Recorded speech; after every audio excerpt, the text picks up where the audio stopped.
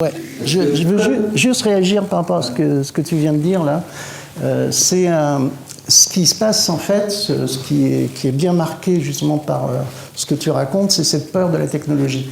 Et en fait, cette peur de la technologie qu'on a aussi en Europe, c'est-à-dire qu'il y a des gens qui sont contre la technologie, il y a une raison très précise, c'est que ça vient des religions révélées, pour moi. C'est-à-dire les religions révélées, dans les religions révélées, il y a deux personnages qui sont des mêmes, très puissants, qui sont Adam et Ève.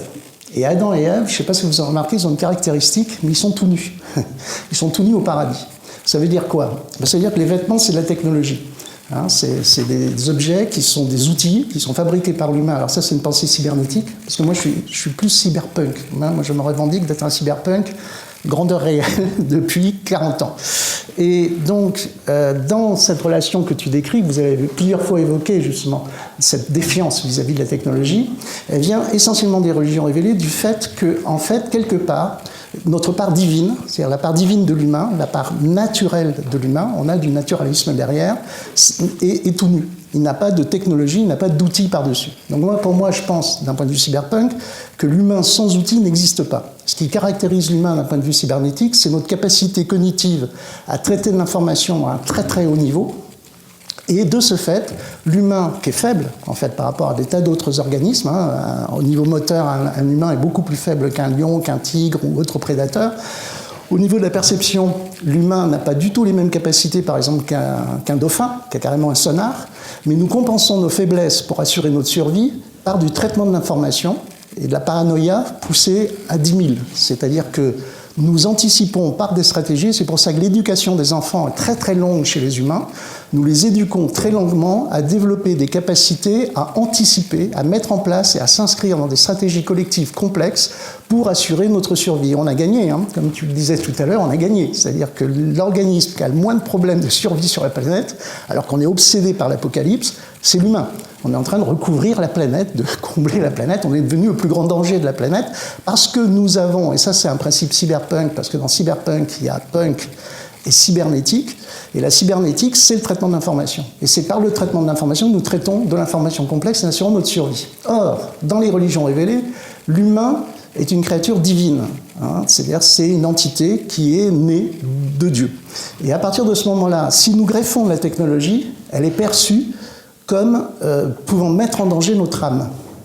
Et donc on va retrouver dans le discours d'énormément de philosophes, même en France, qui sont imprégnés alors vous le trouvez, hein, les religions révélées, il y a des jours où il ne faut pas toucher à la technologie. Il faut marcher sans utiliser des technologies, etc. C'est inscrit dans notre mythologie. Et vous trouverez chez énormément de penseurs contemporains, et passé au moment où la cybernétique commence à se répandre en Europe, c'est-à-dire que la cybernétique, c'est vraiment le moment clé. Alors quand on parle du cyberpunk, je pense que c'est très important de parler de cybernétique, parce que c'est la clé du cyberpunk. Au moment où la cybernétique commence à se répandre, parce que nous vivons dans un monde cybernétique, on a beaucoup de penseurs qui sont imprégnés de cette pensée héritée des religions révélées, qui vont dénoncer le fait de se greffer des outils, etc. Et c'est en permanence qu'on va vous diaboliser et vous dire, attention, les smartphones, j'essaie d'attraper le mien, mais c'est pas grave, vous voyez ce que c'est, les smartphones c'est dangereux, et on a une concomitance avec le marxisme. C'est-à-dire que dans le marxisme, alors je connais bien parce que mes parents étaient communistes, hein, un assez haut niveau de militantisme, et dans le marxisme, tous ces outils que nous utilisons et qui se répandent actuellement, c'est l'expression de l'aliénation consumériste capitaliste. Ça, vous le connaissez tous, vous l'entendez tous, et nous sommes en permanence dans cette ambiguïté à être dépendant des technologies, mais l'humain a toujours été dépendant des outils et des technologies, sauf qu'elles ont pris une puissance tellement grandiose actuellement qu'elles nous bouffent. Et on a du coup une relation très ambiguë vis-à-vis de ça, et le cyberpunk va l'exprimer. L'autre élément que je voulais dire, c'est que dans cyberpunk, il y a punk. Et donc je vais faire juste un test parmi vous. Alors c'est pas vraiment le punk des Sex Pistols. C'est-à-dire, punk, c'est un mot qui vient du XVIIIe siècle, anglais, qui veut dire petit voyou. Alors, je vais vous poser une question.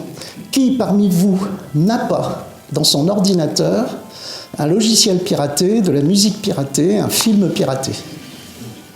Alors, qui, parmi vous, n'a pas, dans son ordinateur, ça? Levez la main bien haut. Bon, alors, vous êtes photographié, vous êtes repéré.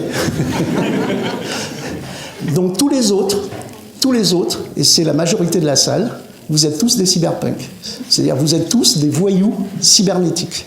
Alors, il y a 40 ans, on n'était pas nombreux. C'est-à-dire que la majorité des artistes et des auteurs, quand j'ai fait mes premières installations cyberpunk à Beaubourg en 1983, le problème était qu'on utilisait des outils qui valaient une fortune. C'est-à-dire les studios de télévision, les studios vidéo, ça valait 30 000 francs la journée. Donc avec les potes, on avait mis au point des stratégies, et beaucoup d'artistes continuent de le faire, pour hacker les studios de télévision. C'est-à-dire on dupliquait les clés, on s'enfermait la nuit dans les studios, on se démerdait, et tous les artistes contemporains font toujours ça. C'est-à-dire on est des cyberpunks. Déjà dès l'origine, on hackait les studios pour fabriquer nos œuvres d'art vidéo.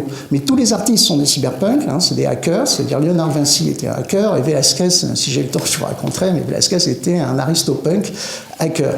Et donc sur le dernier truc que je voulais vous dire donc, sur le cyberpunk, c'est que nous sommes rentrés dans un monde où vous êtes tous des cyberpunks. Nous sommes tous devenus des cyberpunks.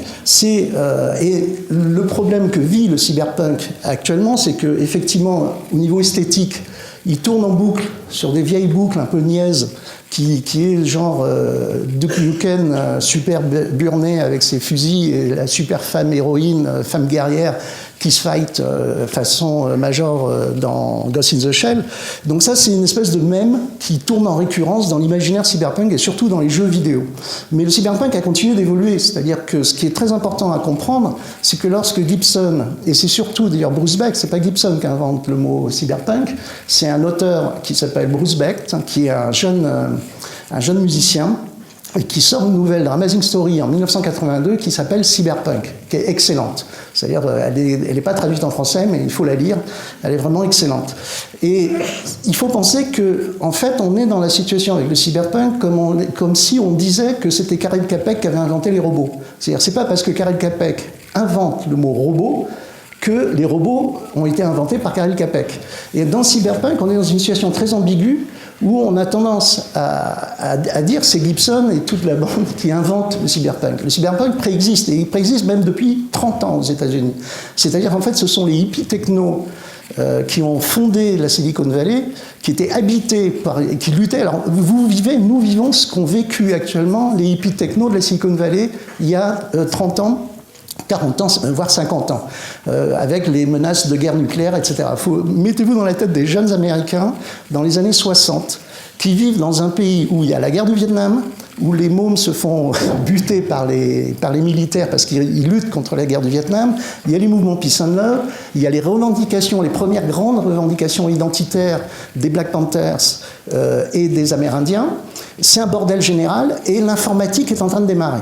Hein, et que toute cette bande de jeunes qui étaient immergés dans l'univers informatique qui naissait à ce moment-là, en même temps participaient au free party des Merry Pranksters et des hippies techno qui se baladaient dans les États-Unis en promouvant une contre-culture qui était une contre-culture de mélange de technologie et de défense et de recherche d'une autre alternative, à la fois de façon de vivre, donc retour à la nature, et aussi, mais un retour à la nature amplifié par la technologie. Et nous sommes en train de vivre la même chose en ce moment, c'est-à-dire que ce moment-là aux États-Unis où va naître le cyberpunk, c'est-à-dire que ce que Gibson met en scène et ce que met le cyberpunk en scène, c'est quelque chose qui est en train d'émerger autour. C'est-à-dire que moi, je me revendique plus d'être un cyberpunk du monde réel qu'un cyberpunk influencé par la littérature, qui, elle, va récupérer ce mouvement-là, va le mettre en scène. Et ce que nous vivons actuellement, c'est qu'on a une accélération, on est dans la courbe d'accélération de la loi de Moore, hein, je ne sais pas si vous connaissez la loi de Moore, mais il y a une accélération de l'histoire que vous êtes en train de vivre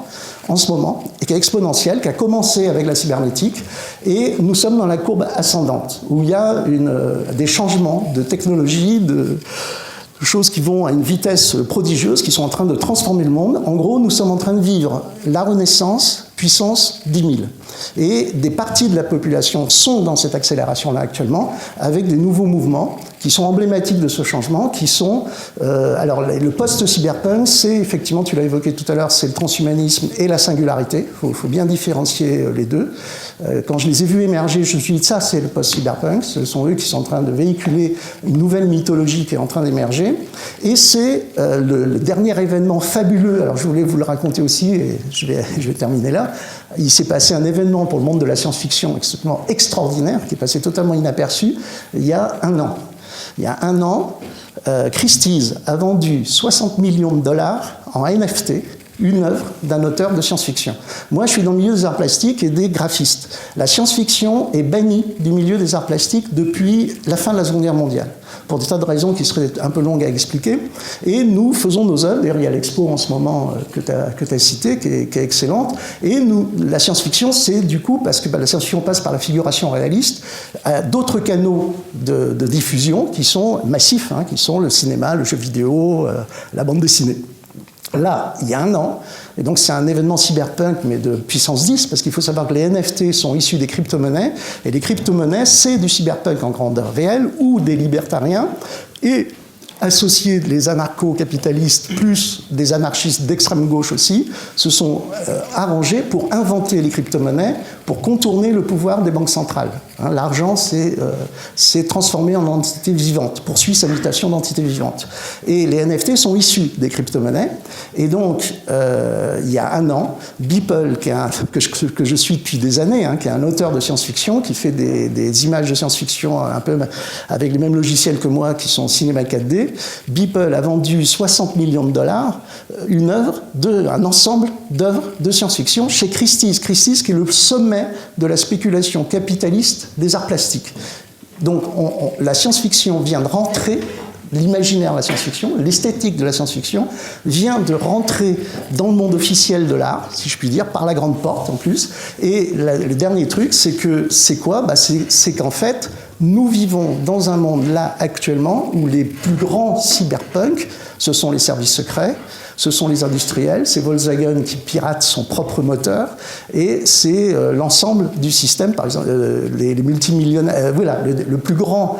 Les deux grands modèles de cyberpunk contemporain que moi j'adore, hein, qui m'éclatent complètement tellement ils sont délirants. Alors il y en a un qui n'est pas délirant du tout, c'est, comment elle s'appelle, c'est celle qui a hacké qui s'est transformée en femme et qui a hacké les militaires américains, qui a envoyé à Julian Assange les images d'Abu Ghraib et les images de l'Irak. Hein, voilà, Elizabeth Manning. Elle est géniale, ça c'est du cyberpunk grandeur réelle, extraordinaire, donc qu'on ne fait pas gaffe, parce que quand même Assange et Manning, ils s'en prennent plein la gueule. Hein. Et de l'autre côté, vous avez Elon Musk. Elon Musk, il est hallucinant, Elon Musk, hein, c'est un vrai cyberpunk. Il est en train de développer Neuralink, et si on a du temps, je vous expliquerai en quoi Neuralink, c'est la concrétisation des plus grands délires des hippies lysergiques de l'époque de Timothy Leary. Hein, c'est-à-dire dans les années qui viennent, il va mettre sur le marché un amplificateur neural de ouf total. En fait, il faut quand même pas se tromper hein, sur ce qui est en train de se passer en ce moment, c'est-à-dire qu'on est en train de vivre la récupération par les majeures compagnies commerciales d'outils extrêmement puissants qui sont les métaverses. Et le futur vers lequel on se dirige, l'enjeu actuel, c'est un enjeu de conquête mondiale, c'est qu'on se dirige vers 9 milliards d'habitants sur la planète qui vont être confinés dans les métaverses. Hein, vous allez être confinés dans les métaverses. Le processus est déjà amorcé, c'est-à-dire comment on a pu empiler des millions de gens... On n'est pas obligé hein, d'aller... Ah non, attends, laisse-moi, tu vas comprendre. Laisse-moi expliquer. Comment... Regardez vos parents. Comment a-t-on pu, alors c'est du McLuhan que je suis en train de vous faire, comment a-t-on pu empiler des millions de gens dans des environnements urbains médiocres sans qu'ils pètent les plombs, ou à peine ? C'est la télévision. La télévision a permis d'ouvrir une petite fenêtre collective sur le cyberespace. Et ça a permis de réguler l'humanité. Hein, c'est-à-dire que ça a été un outil d'une puissance fabuleuse, dont on ne se rend pas encore compte de la puissance, et qui a permis, on parle de la messe de 20 heures par exemple, hein, c'est quelque chose qu'on commence à réaliser. La puissance qu'a eu la télévision pour calmer et manipuler, on le vit là en ce moment, les manipulations télévisuelles. Ça reste, malgré l'Internet, d'une puissance extraordinaire. On a pu empiler des millions de gens dans des KGB, dans des cités dortoirs, sans qu'ils pètent les plombs grâce à la télévision. Les métaverses, la réalité virtuelle, le VR, c'est le chemin qu'utilise l'humanité actuellement pour réussir à vous confiner, à nous confiner massivement dans les métaverses, parce qu'on se dirige vers un futur où, on le sait, les 2/3 de l'humanité convergent vers les mégapoles. Et on va avoir une concentration. Et le confinement que nous vivons actuellement, c'est exactement une préfiguration du futur à venir. Il ne faut pas rêver.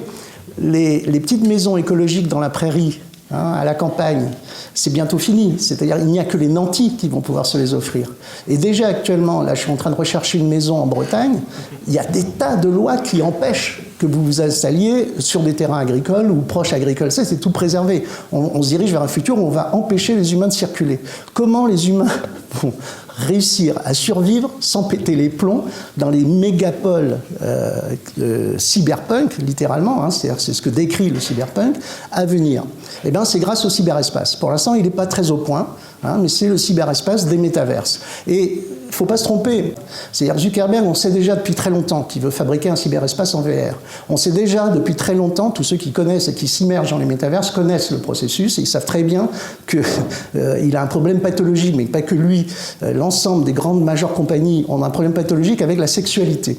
Hein, le truc crucial, le truc que l'humanité, contrairement, qui est super occulté, mais dont l'humanité ne se passera jamais, c'est la sexualité. Et Zuckerberg, le truc de Meta, qui le rend complètement nul, c'est qu'il utilise un processus, une logique esthétique de corporate pour éliminer tout ce qui dérange, dont la sexualité. Donc c'est pour ça que les avatars de Meta n'ont pas de bas du corps. Rien de mieux pour supprimer le tout tropisme à vouloir faire de la sexualité avec des avatars que de virer les bas du corps. Alors il aurait dû nous appeler, hein, parce qu'on lui aurait dit que ça ne marche pas. Et la première chose qui s'est passée quand il a lancé Meta, c'est qu'il y a eu du harcèlement sexuel, même avec des avatars sans bas du corps. Il faut savoir que dans les métaverses, j'ai eu la chance d'explorer à 200% un métaverse très peu connu. Tout le monde croit le connaître, mais en fait, il y a très peu de gens qui l'ont vraiment pratiqué, qui est le vrai métaverse, puisque d'ailleurs, comment il s'appelle, Phil Brosdell, quand il a créé Second Life, a fait très clairement référence au métaverse de Neil Stephenson. Alors, du bout des lèvres, hein, il a dit, je l'ai imaginé, mais j'ai été un peu, parce que sinon il paye des millions de dollars à Neil Stephenson, j'ai été influencé par le roman du Snow Crash de Neil Stephenson. La chose que la plupart des gens ne savent pas dans Second Life, c'est pourquoi il perdure, pourquoi il continue, pourquoi il y a eu autant de gens qui étaient sur Second Life. C'est parce qu'en fait, c'est un outil cybersexuel. C'est le plus puissant outil de cybersexe de la planète. Et la majorité des utilisateurs de Second Life font du cybersexe en clandestin dans des skybox qui sont à 2000 mètres d'altitude. Pourquoi ? Parce qu'on s'est aperçu, alors je fais un dernier truc pour que vous compreniez bien ce qui se passe avec le VR et les métaverses, c'est que le casque de VR, ce que fait le casque de VR quand vous mettez un casque de VR, c'est qu'il synchronise le subconscient et en particulier le système vestibulaire avec la vision. Quand vous regardez un jeu vidéo traditionnel, que vous bougez la tête, votre corps ne bouge pas. Donc pour le subconscient, tout ça c'est faux. Quand vous mettez un casque de VR, le système vestibulaire qui sert à régler l'équilibre se met en synchrone, c'est-à-dire il se synchronise avec la vision, et votre subconscient perçoit la relation au métavers de façon réelle. Le subconscient pense que c'est réel. La preuve, c'est que vous perdez l'équilibre. C'est-à-dire si vous marchez au-dessus du vide avec un casque de réalité virtuelle, vous perdez l'équilibre. C'est parce que le subconscient perçoit la relation comme vraie. Il existe d'autres dispositifs comme la relation, ça met en place, je ne vais pas vous faire toute l'historique de la cyberpsychologie, mais les avatars à la troisième personne stimulent ce qu'on appelle les neurones miroirs, qui provoquent à peu près la même chose, c'est-à-dire qu'ils font rentrer le subconscient dans la relation dématérialisée. Et c'est ça le truc de ouf que les majeures compagnies veulent exploiter là actuellement, c'est un truc dont beaucoup d'artistes rêvent, c'est de réussir à parler au subconscient du spectateur. Donc on a plein de techniques qui sont le subliminal, on le retrouve justement dans Blade Runner, il a exploité à fond des séquences subliminales pour impliquer émotionnellement le spectateur dans le premier film. Et là, nous avons un outil d'une puissance phénoménale qui implique l'humanité dans une relation totale, sexuelle, sensuelle, avec l'immatérialité du métaverse. Pour l'instant, les cas sont merdiques.